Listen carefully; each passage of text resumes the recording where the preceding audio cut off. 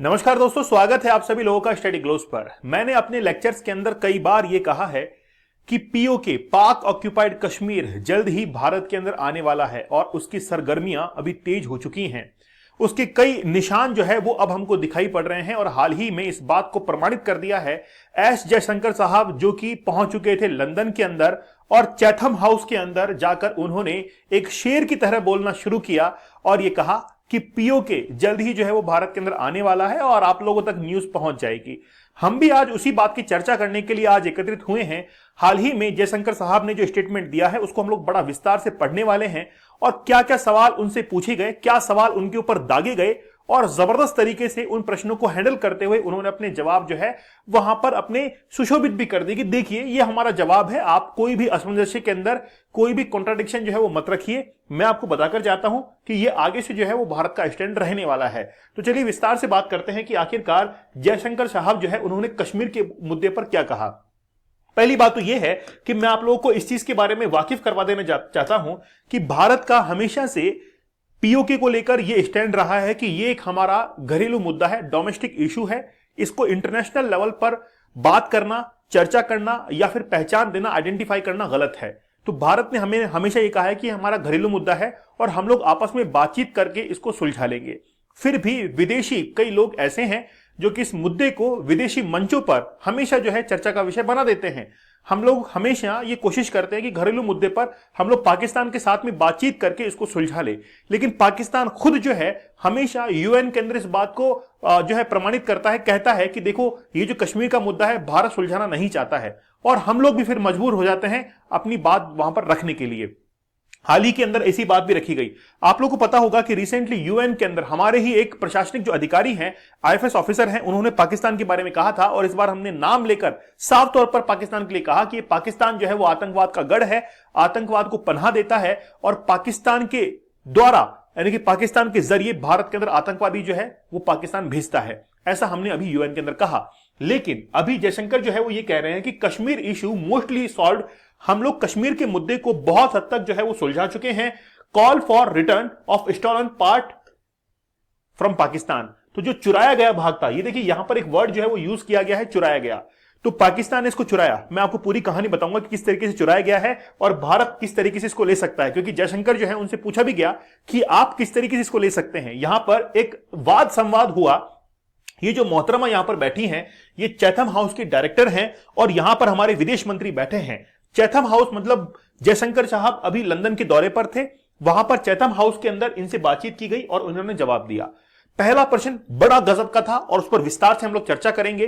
प्रधानमंत्री मोदी कश्मीर मुद्दे का हल निकालने के लिए अमेरिकी राष्ट्रपति डोनाल्ड ट्रंप के साथ अपने संबंधों का इस्तेमाल कर सकते हैं। तो यहां पर इनका जवाब क्या था आप सोचेंगे तो वाकई में आपको लगेगा कि क्या जवाब दिया है। मतलब डोनाल्ड ट्रंप अगर खुद सुन लेना तो उसके कान के कीड़े झड़ जाएं कि बोले यार ये डोनाल्ड ट्रंप को भी कोई कुछ समझता ही नहीं है। तो आप देखिए कि एक्सटर्नल मिनिस्टर जो है, अफेयर्स मिनिस्टर एस जयशंकर, वो पहुंचे लंदन के अंदर और उन्होंने कहा कि आर्टिकल 370 हटने के बाद वहां पर इलेक्शंस हुए हैं, वहां पर इकोनॉमिक ग्रोथ हुई है और हर संभव जो है वहां पर प्रयास हमने किया है कि कैसे हम लोग ग्रोथ जो है वहां पर कर सकते हैं।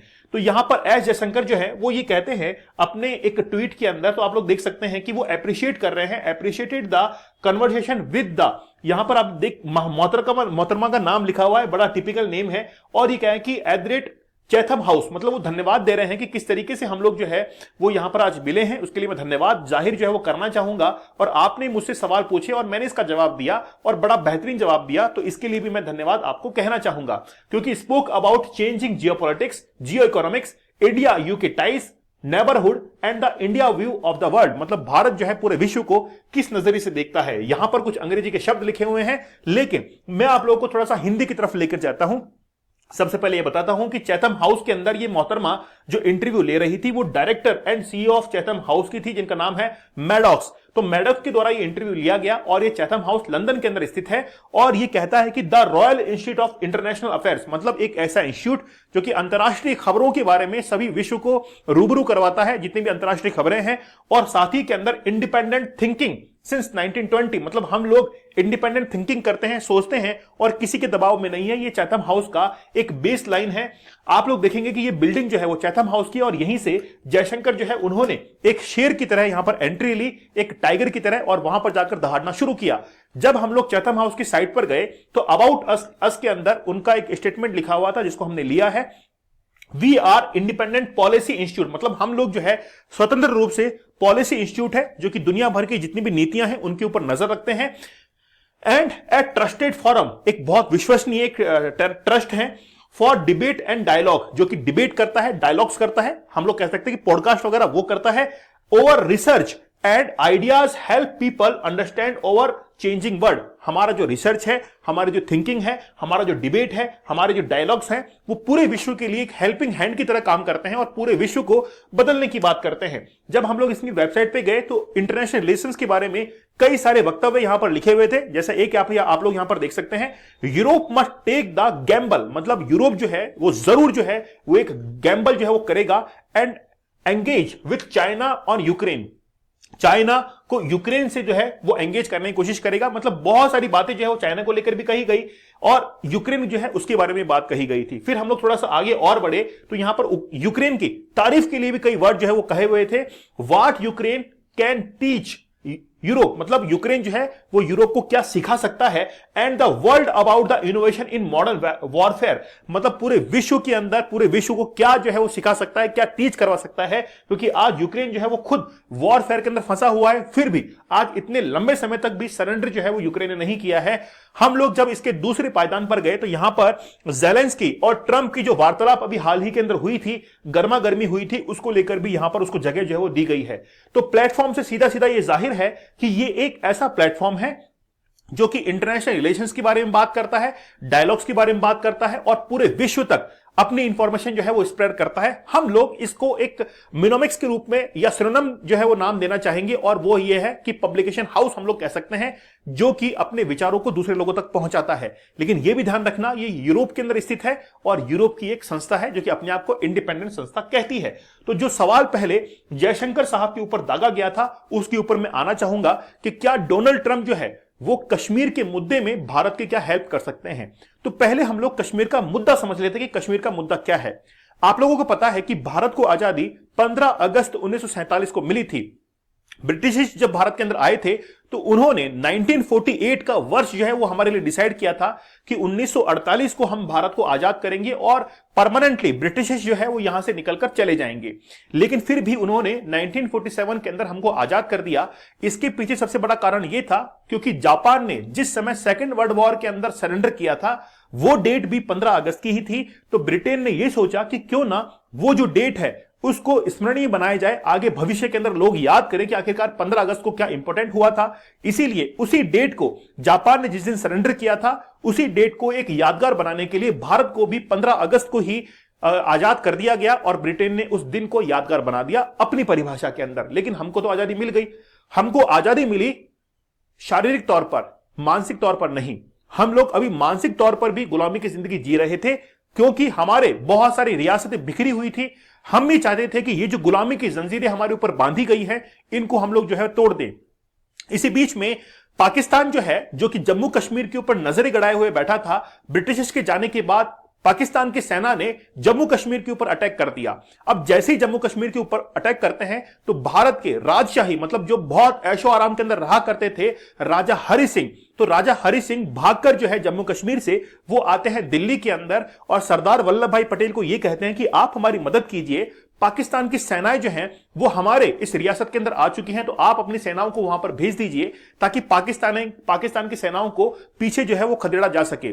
देखिए भारत के अंदर 3 रियासतें ऐसी थी, जम्मू कश्मीर थी, हैदराबाद थी और जूनागढ़ थी, जो कि भारत के अंदर मिलना नहीं चाह रही थी। उनमें से जम्मू कश्मीर रियासत ऐसी थी जो कि ना तो पाकिस्तान के अंदर और ना ही भारत के अंदर मिलना चाह रही थी, वो अपने आप में इंडिपेंडेंट होना चाहती थी। जब ये बात पाकिस्तान को पता लगी तो पाकिस्तान ने कहा क्यों ना जम्मू कश्मीर को हम लोग अपना बना लें। इसी बात के डर से पाकिस्तान ने अपनी सेनाएं जो है वो जम्मू कश्मीर के अंदर भेजी और राजा हरि सिंह आते हैं दिल्ली के अंदर। लेकिन सरदार वल्लभ भाई पटेल ये कहते हैं कि हम अपनी सेनाएं भेज तो देंगे लेकिन पहले आप हमारे इस लेटर के ऊपर हस्ताक्षर कीजिए जिसमें आप ये कहेंगे कि जम्मू कश्मीर आज भारत के साथ में जो है वो मिलने को तैयार है।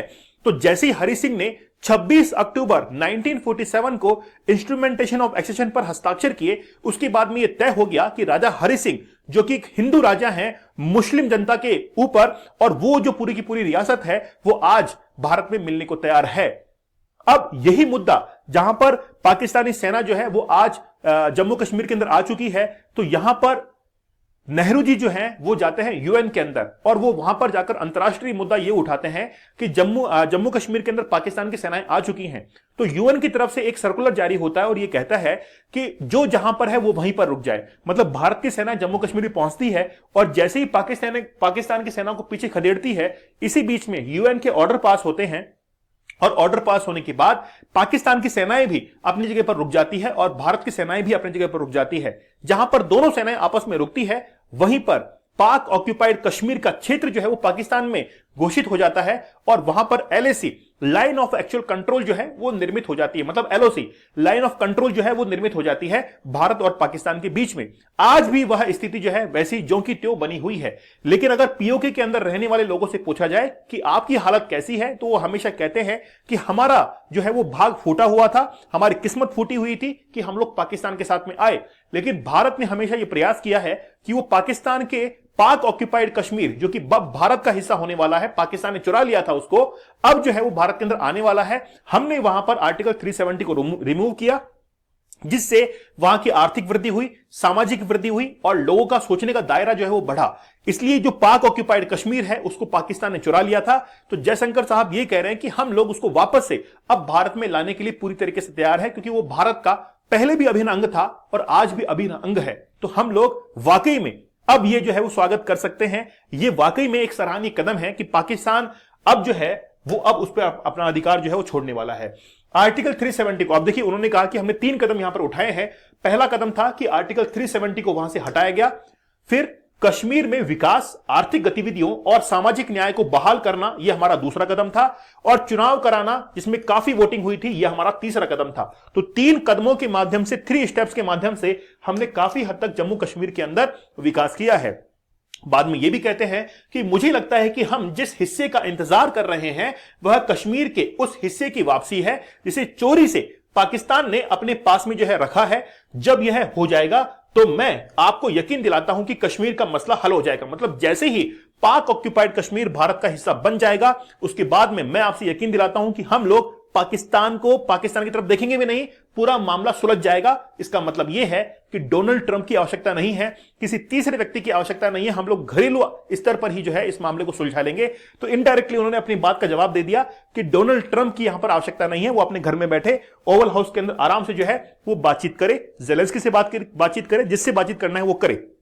उन्होंने इसे घर के गैर जिम्मेदार रक्षक द्वारा चोरी की गई संपत्ति से तुलना करते हुए कहा, मतलब घर का जो गैर जिम्मेदार रक्षक है वो किसकी तरफ इंडिकेट कर रहे थे, ये तो अब जो है वो ईश्वर ही जानता है कहां पर अपनी बात पहुंचाना चाह रहे थे। लेकिन मैं इस लाइन को एक तरीके से और डिफाइन कर देता हूं कि एस जयशंकर साहब पहले एक आईएफएस ऑफिसर थे, जो कि एक प्रशासनिक पद होता है, लेकिन रिटायरमेंट के बाद में उन्होंने राजनीतिक रूप से विदेश मंत्री का पद जो है हासिल कर लिया है। इसीलिए आज उनके स्टेटमेंट जो है वो राजनीति के हिसाब से भी आते हैं, तो आप इसको ज्यादा सीरियसली मत लीजिएगा। मतलब बात यह है कि आप ये जो स्टेटमेंट्स हैं थोड़ा सा पॉलिटिकल व्यूज भी इसमें देखिएगा।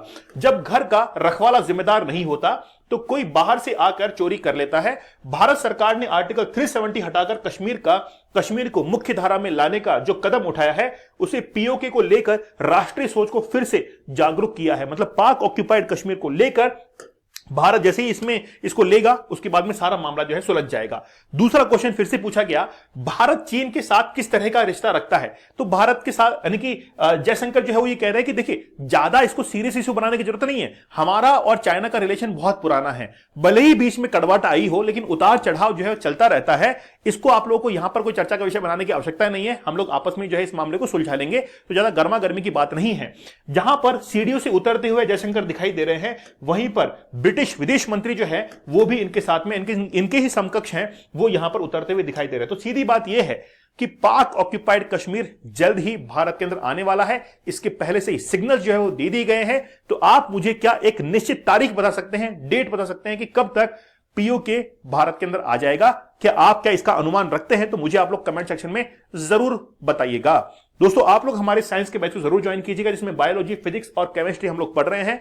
डेली लाइव क्लास होती है। आप लोग साइंस कूपन कोड यूज करके इसको 80% डिस्काउंट में ले सकते हैं।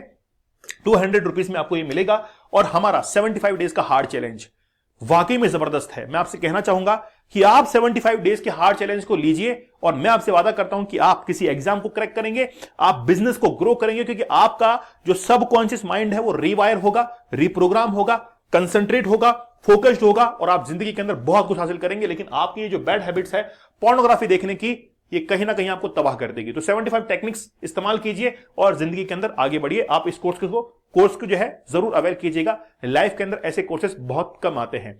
तो मिलते हैं आप लोगों से अगले सेशन के अंदर। तब तक धन्यवाद, थैंक यू, जय हिंद।